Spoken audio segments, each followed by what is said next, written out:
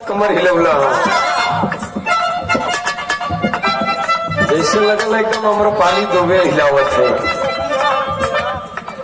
हमारे मास्टर गीत के संकेत देत हो कौनो देवर अपने भौजाई से सामान मंगले रहा। सामान कौन मंगले रहल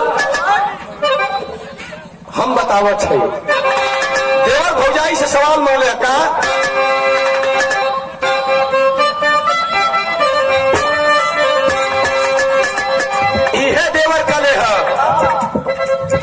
तोहरी गड़वा में सिंहवा भौजी जाऊ दे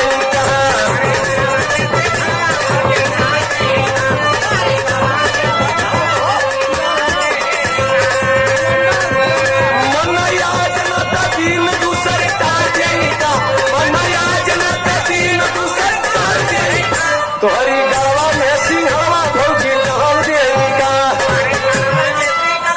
तू बजावत कहना हुआ। हाँ तो कैसे बजी तो वीडियो बनत तो बने दा और दिखाई का गावत है और उपेंद्र भैया दिखेबे की न। छोड़ा यार हमरे उपेंद्र भैया माती नाचे नहीं आवत काहे हमके परेशान करता। तू बजावा भैया छोड़ा। तोहरी गड़वा में सिंहवा भौजी डाल दे यह बजी तू कैला परेशान हमके तो हम लोग का मन हो भैया दिखा दे यही गमछा के मन इस तरह पगड़ी बांध ले ला जा। यही गमछा के क्वालिटी बदल जाले कहाँ जाने ला। जब हमारे बड़का बाबू चचा जब आषाढ़ सावन के महीना में गाय भैंस चरावे जावे यही गमछा के वो लोग ऐसे लेके चले ना। यही गमछा का क्वालिटी बदल जाले जाना ला कहाँ। अगर अमन के घाम उम लगाला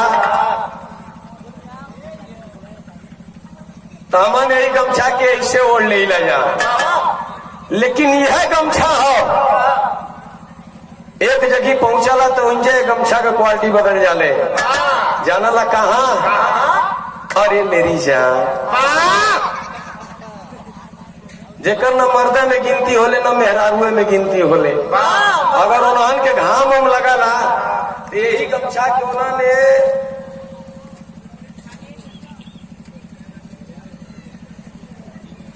ऐसे लगा ले वाला सब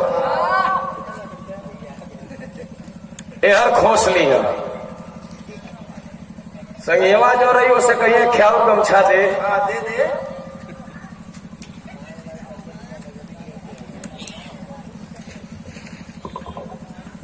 ऐसे बांध लिया कमर में।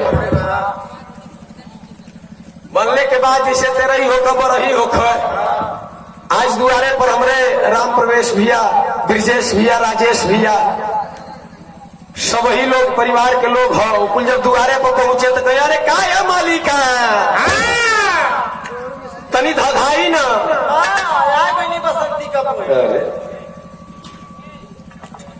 जी हाँ। दुआरे पर पहुंचने के बाद कहिए अरे का है मालिका अरे तरी धधाई न जी।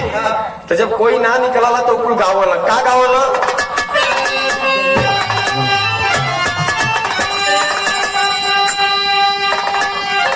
अरे गावना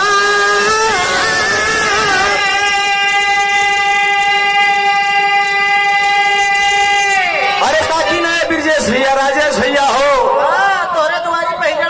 अरे मतलब हम कुछ लड़की लड़का हूँ तो ही जड़ा कर हम के कर